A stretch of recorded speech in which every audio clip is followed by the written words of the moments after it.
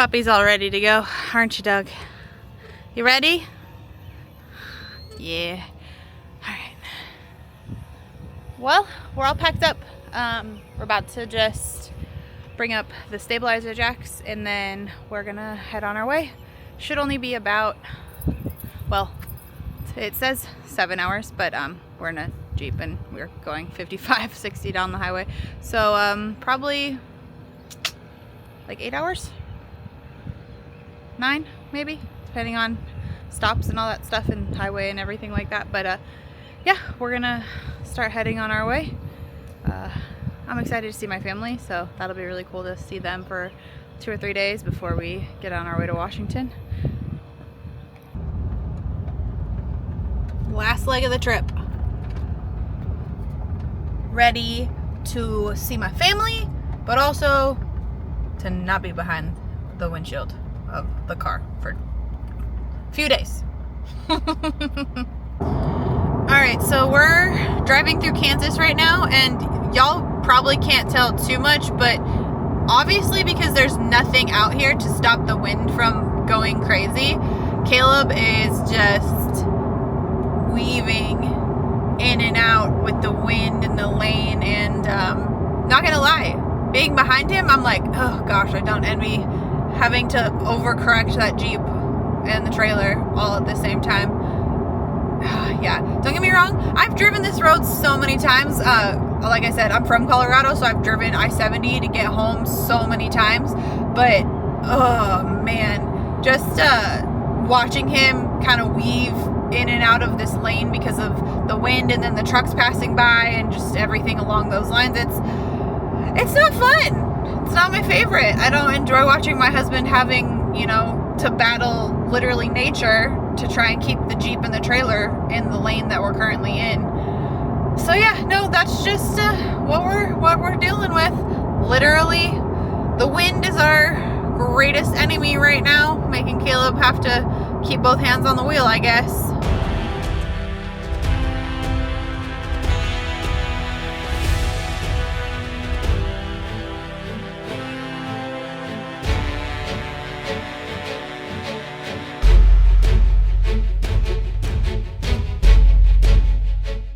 Probably gonna stop here in the next like 30 to 40 miles. If any of you have driven I-70 from Kansas into Colorado, you definitely know there's not a ton of gas stations. Really the only thing that's on the sides of the highway is farmland and maybe every other town that kind of pops up. We're not that far from Hays though, I think, Hays, Kansas, so yeah. I think that might be our first stop, but I'm not sure. I can't remember if we're stopping there or if we're going a little bit past it before we get gas for the first time. But yeah, we're inching closer, only like around 400 miles left now, so that's pretty cool.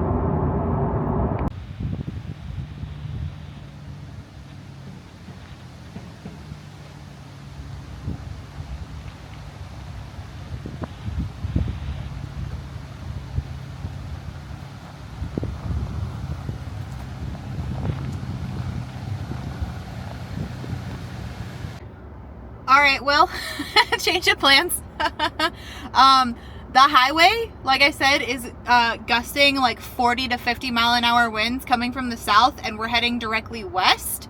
It's making the trailer and the Jeep pretty much almost like come off the road, and Caleb and I aren't really super comfortable with it. I don't like having Caleb fight the, you know, the trailer and everything on the road. Tomorrow there's literally no wind, so we found a place in Ellis, Kansas that we're just gonna stop at.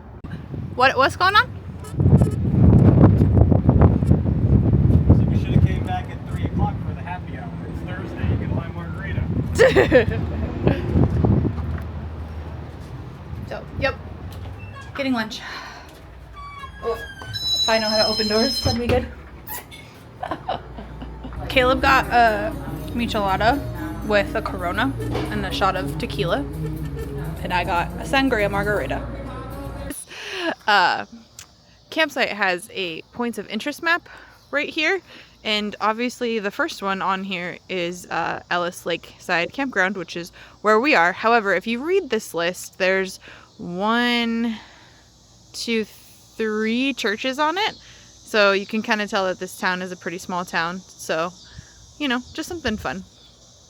But yeah, so we took the first campsite right as you come in to the campground. Otherwise, as you can see, so this is us right here, and then as you go down, just campsite after campsite. So when we first got here, no one was in this camp spot. They came after we had already parked and put all our stuff out. The person right here with the truck behind, he was here when we got here. So was this camper right here. And then this Airstream right here, we actually saw them when they came in, and they were gonna park next to us, but they needed a 50 amp, so they went to this campsite instead. They do have primitive campsites over here. They're just farther down at the other end of the campground. So if we were just in our Jeep and, you know, didn't have anything else going on, then we could park down there with our Jeep and overland camp there if we really wanted to. So kind of cool thing. However, this is their bathhouse and their pay station. So my husband came over and did this, but this is literally where you come to pay for your campsite. All of that is right there, and that's what we did. But this is the bathhouse. So the men's is this one and the women's is this one. So we're just gonna take a look at it. Oh, they do have black and gray water disposal as well. Just not at the campsite. You have to come up here and do it when you are leaving. So like I said, we're just gonna go take a look at the bathhouse that's right here.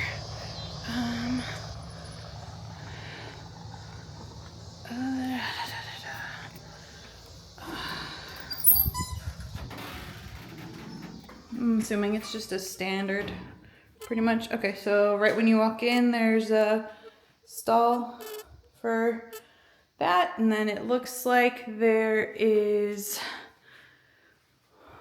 one, and then two. Oh no, this is just a toilet. So 1 shower, 2 shower, 3 shower. For a campground that's in a small little town, it's really not that bad. I have seen far worse. Colorado take 2, anybody?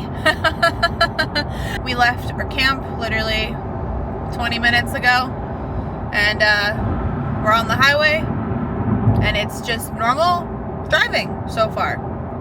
Nothing crazy, no wind that's making it absolutely insane. Caleb's not having to like white knuckle the steering wheel because people are idiots and don't know how to drive next to the camper with the wind and all that. So yeah, we are on our way officially to Colorado. Hopefully no more hiccups, but yeah, just finally back to this view, the highway view, you know, the fun stuff. Also, if y'all have ever been to Casey's General Store, they have breakfast pizza, and I love their breakfast pizza. I went to school in Nebraska, and every time that I was hungover or I just really wanted something greasy, I would go get breakfast pizza at Casey's, and it was delicious. I haven't had one probably since 2014, so almost 10 years. No, more than, obviously 11 years. Holy crap. Yeah. So yeah, had Casey's pizza this morning, so it's a good day, right? Can't go wrong. It really is my favorite when we pass by the welcome signs for states, because, you know, you get to see all the different ones and kind of the state mottos and, you know, the things that they're proud of and all that. And Colorado's is just a big brown sign, which is so funny because it is, you know, welcome to colorful Colorado. And every time it makes me laugh because it's just a big brown sign as you're driving down the highway to welcome you to the place that's actually vibrant and has, you know, mountains and plains and foothills and all of those things. We have all different seasons, and yeah, so it's just funny when we pass by those signs. But we're about to pass by the welcome to Colorado sign here in a minute. I'm excited because yesterday we got a whole 200 miles down the road, and now this time we're actually gonna hopefully get to our destination tonight. You know, obviously stay tuned, things happen, but I'm gonna be positive here. And the sign is right up here, you guys. So here you go. Look at this big brown sign. So funny. So funny.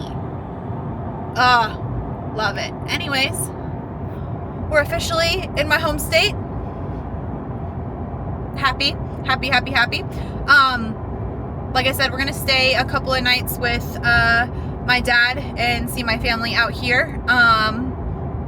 Kirk has never been to Colorado before, so this will be cool. He'll get to meet my dad's dogs, and he's fine. He does great with other dogs. But yeah, he gets to experience the fresh, crisp mountain air. So this will be fun. I'm excited. All right, guys, we finally took the exit to get to my dad's house. You can barely see the mountains because there's so much haze going on right now. But this is home. We are in the foothills. And yeah, this view I miss. I miss having this view every single time driving. I miss the mountains, you guys. I miss the fresh, crisp air. I miss all of it. I'm so excited we get to be home for a couple of days. But yeah, enjoy the view.